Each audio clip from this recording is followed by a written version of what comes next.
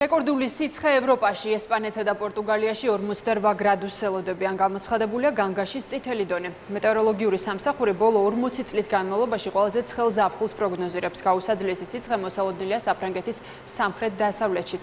სპეციალისტები ჰაერის ტემპერატურის რეკორდულ მატებას გლობალურ დათბობას უკავშირებენ.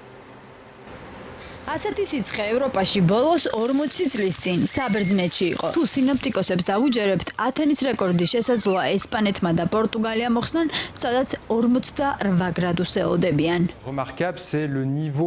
ჩრდილოეთ აფრიკიდან შემოსული ჰაერის მასები გადაივლი სიბერიის ნახევარკუნძულს და ესპანეთსა და პორტუგალიაში ჰაერის ტემპერატურა რეკორდულ ნიშნულს 48 გრადუსს მიაღწევს. ეს ამინდი კვირამდე შენარჩუნდება, შემდეგ კი მოიმატებს.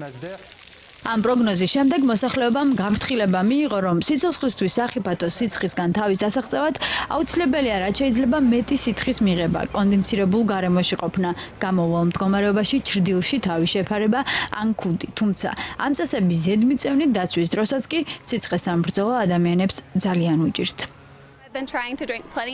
სვამ ძალიან ბევრ წყალს, დილით სახლიდან გამოსვლამდე მზისგან დამცავი კრემი წავისვი.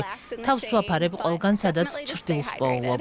ცხელა ყველგან, ესპანეთიდან დაწყებული სკანდინავიამდე. ფინეთში +23 გრადუსი დაფიქსირდა.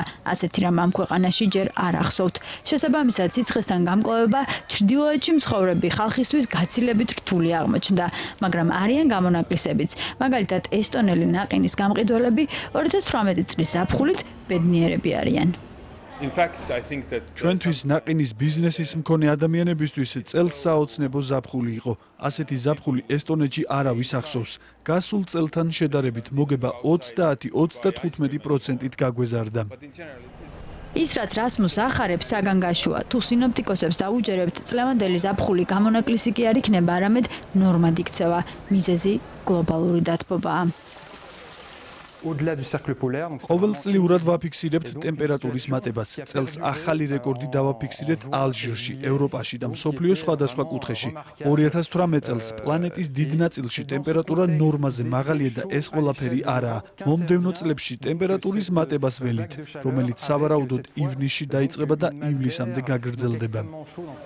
80-იანი წლებიდან დღემდე სინოპტიკოსები ყოველწლიურად ტემპერატურის მატებას აფიქსირებენ. ამ პერიოდის განმავლობაში ატმოსფეროში ჰაერის საშუალო ტემპერატურა 2/3-ით გაიზარდა.